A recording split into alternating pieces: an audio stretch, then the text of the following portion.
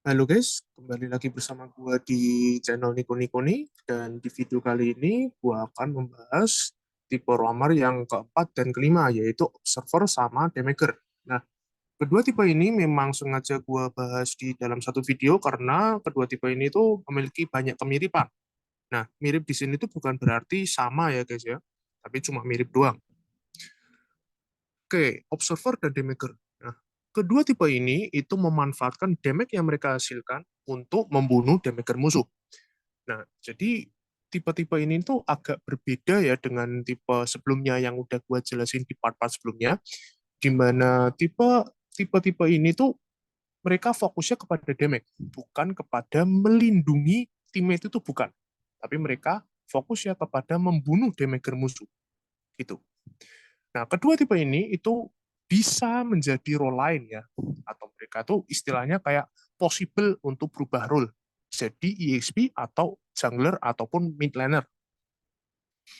Nah, observer sendiri itu memiliki keahlian khusus di mana mereka bisa membuat musuh visible di map. Nah, untuk damager itu mereka bisa membunuh damager musuh dengan cepat, layaknya seorang jungler. Ya namanya aja damager gitu ya. Yang terakhir, observer merupakan bagian dari damager, dan itu tidak berlaku kebalikan. Nah, maksudnya apa? Maksudnya observer di sini itu adalah damager ya. Observer adalah damager, tapi tidak berlaku untuk damager adalah observer. Gitu.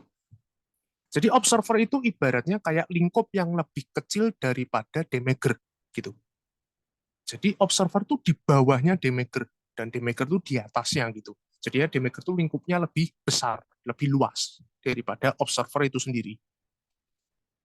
Nah, untuk observer sama damager di sini itu memiliki kemiripan satu sama lain ya. Ini sudah gue singgung sebelumnya, dan untuk penjelasan selanjutnya itu akan berlaku. Yang pertama akan gue jelaskan yaitu ciri-cirinya. Ciri-cirinya adalah ini, dan ini seperti yang sudah gue singgung, ada kemiripan, yaitu ini. Nah, untuk kedua tipe ini, itu ciri-cirinya adalah mayoritas skill adalah damage, dengan cooldown singkat untuk damage kecil, sama cooldown lama untuk damage yang besar. Yang kedua, skill tipe combo, yang tipe combo ini jelas berfungsi untuk memberikan damage yang besar atau untuk memberikan CC. Nah, tujuannya untuk apa? Tujuannya supaya musuh itu bisa atau gampang untuk digeng. Yang ketiga, skill CC-nya itu cuma sedikit ya, karena memang mayoritas skillnya itu adalah damage. Yang terakhir, role itu bisa berubah dari roamer menjadi EXP atau jungler atau mid laner, dan itu adalah mayoritas dari hero-heronya. Nah, untuk yang spesifik itu ada di observer, yaitu yang pertama skill membuat musuh visible, sama yang kedua skill untuk vision di map. Nah, untuk yang membuat musuh visible di sini itu adalah skillnya sendiri, ya jelas. Lalu untuk yang vision itu ibarat kayak dia memberikan ward, ya, memberikan ward di map supaya apa? Supaya area di sekitar ward tersebut itu visible di map. Selanjutnya, fungsinya. Fungsinya itu adalah seperti ini, dan untuk kemiripannya itu seperti ini. Nah, jadi kedua tipe ini tuh memiliki fungsi sebagai open map, yang kedua secondary jungler, dan yang terakhir adalah flanker. Nah, untuk secondary jungler ini sesuai dengan namanya saja, secondary jungler, jadinya adalah jungler kedua. Nah, karena memang pada dasarnya mayoritas dari hero-hero kedua tipe ini itu memanfaatkan damage yang mereka hasilkan. Nah, damage yang mereka hasilkan ini kan tergolong besar, alhasil mereka bisa dianggap sebagai secondary jungler. Nah, untuk flanker, itu adalah istilah yang kita gunakan di mana hero tersebut itu memiliki kemampuan untuk masuk ke daerah belakang musuh. Ya, belakang musuh di sini itu bukan berarti high ground, tapi benar-benar di belakangnya. Alhasil apa? Alhasil terkepunglah musuh tersebut. Itu adalah flanker. Gitu. Jadi ya kedua tipe ini tuh memiliki kemampuan sebagai flanker, di mana mereka bisa untuk mengepung musuh dari depan dan dari belakang sekaligus. Nah, untuk fungsi yang spesifik itu ada di observer, yaitu yang secondary eye atau ward. Dan ini sudah gue jelasin sebelumnya untuk ward. Selanjutnya adalah tugasnya, itu seperti ini. Dan untuk kemiripannya adalah Seperti ini. Nah, jadi tugas kedua tipe ini, yang pertama solo kill hero squishy atau geng hero squishy. Nah, hero squishy di sini itu tidak pandang bulu ya, tidak pandang role. Role-nya apa saja itu bisa, yang penting squishy. Squishy di sini itu artinya sekali di combo skill itu langsung mati. Jadi dia benar-benar lembek gitu. Di combo langsung mati ataupun di geng itu langsung mati. Seperti itu. Dan kebanyakan dari mereka adalah good laner ataupun mid laner. Selanjutnya, poke atau burst musuh. Poke di sini adalah sinonim dari mencicil HP musuh. Ya. Sedangkan burst itu adalah istilah yang kita gunakan untuk memberikan damage yang sangat besar kepada musuh dan sampai tidak terbendung dan bahkan langsung mati musuhnya. Seperti itu. Dan untuk yang spesifik itu ada di observer. Yang pertama memasang ward di map, itu sudah gue jelasin sebelumnya, ward itu supaya area di sekitar ward tersebut itu visible gitu atau terlihat di map. Yang kedua membuat musuh visible sama beberapa detik. Itu juga sudah gue jelasin sebelumnya. Dan untuk yang damager itu adalah roaming open map dengan cara jalan-jalan. Nah, jadi mirip kayak guard ya, kayak guard yang sudah gue jelasin di part sebelumnya. Jadi tugas damager ini untuk roaming atau open map-nya adalah dengan cara jalan-jalan doang. Dia cuma jalan-jalan doang aja untuk open map-nya. Nah, tujuannya dia jalan-jalan untuk apa? Ya untuk ya jelas ya, jelas untuk membunuh damager musuh. Dia jalan-jalan ya untuk membunuh damager musuh. Untuk kelebihannya itu seperti ini. Untuk kesamaannya,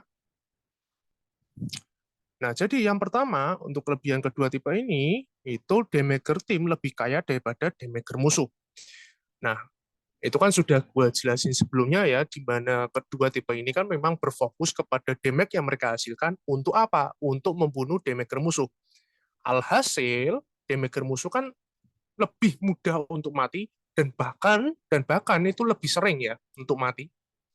Nah, kelak, nah maka dari itu kelak damager tim kita itu akan lebih kaya daripada damager tim musuh. Yang terakhir, mudah membunuh damager musuh atau mengatasi damager musuh. Ini jelas banget karena memang tugas dari mereka kan seperti itu. Dan untuk yang spesifik, kelebihannya spesifik itu ada di observer, yaitu yang pertama map serasa terang. Ya, map serasa terang di sini kan memang karena dari tugasnya dia ya, yaitu membuat musuh itu visible di map. Alhasil map itu akan terasa terang. Nah, karena map tersebut terang, maka dari itu kelak teammate kita itu akan terlindung dari ganking.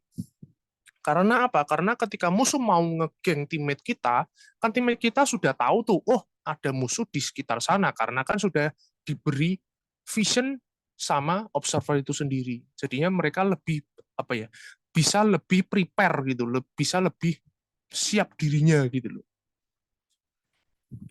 Nah, untuk kekurangannya, yang pertama proteksi teammate sangat kurang, alias bergantung kepada EXP lanernya yang seperti kita tahu dan udah gue jelasin di part-part sebelumnya, EXP Laner itu kan merupakan TB kedua atau tanker kedua, semi tank gitu.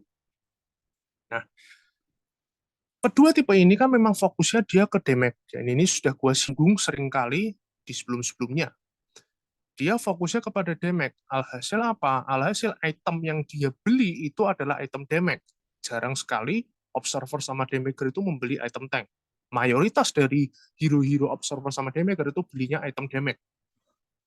Supaya apa? Supaya bisa membunuh damager musuh. Alhasil apa? Alhasil proteksinya akan kurang. Dia benar-benar tidak bisa ngeprotek atau nggak bisa nge-TB. Alhasil, fungsi dari TB tersebut akan beralih ke EXP lanernya. Yang kedua, membutuhkan timing untuk membunuh damager musuh. Nah, sebagai contoh sederhana seperti ini. Ketika kita itu ngepick ROM tipe observer sama damager, ya, sudah dapat dipastikan atau bisa dikatakan hmm, banyak sekali kemungkinan ya di mana roamer musuh akan melindungi damager timnya sendiri. Yang dalam hal ini itu paling sering dia akan bersama dengan mid lanernya atau bersama dengan good lanernya. Apalagi ketika war itu pasti akan dilindungi banget. Nah, maka dari itu tugas kita adalah meng, apa ya, mengambil timing yang tepat untuk membunuh damager musuh. Nah, misalkan kalian mau bunuh damager musuh, ya kan? Tapi romer musuh itu sadar bahwa kalian itu sudah bersiap diri untuk bunuh damager timnya dia.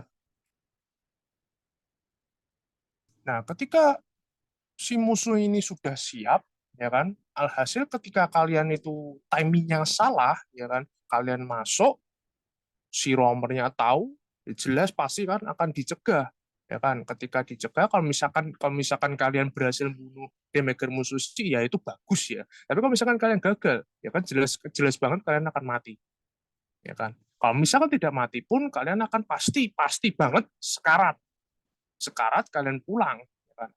Ketika kalian pulang ataupun mati gitu kan, pasti yang akan ditarget siapa?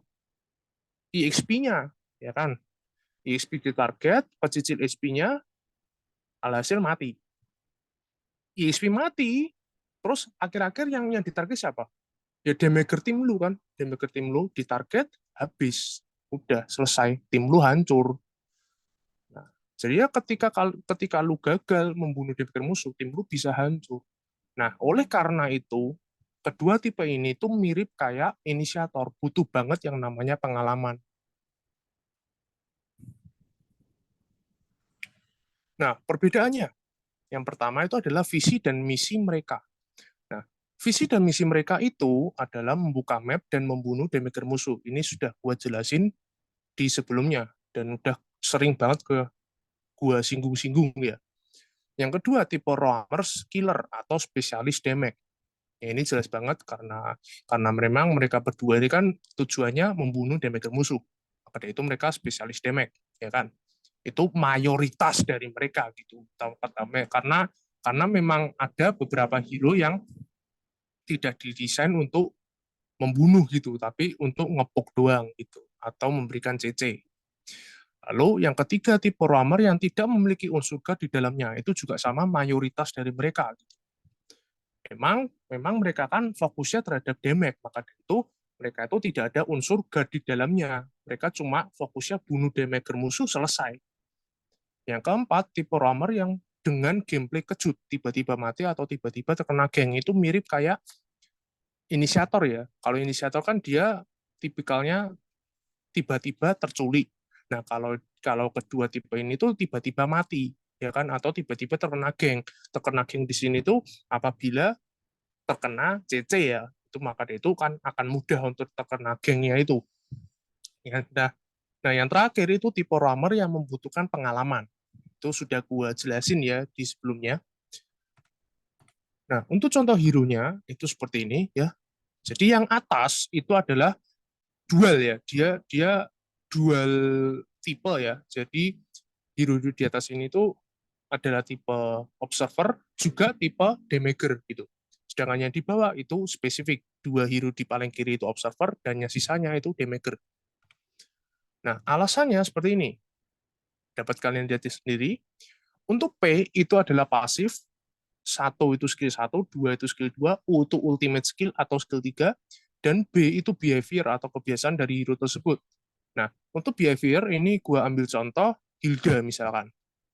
Nah, Hilda itu kan memiliki pasif, karena dia akan meregen HP ketika dia berada di rumput atau bus.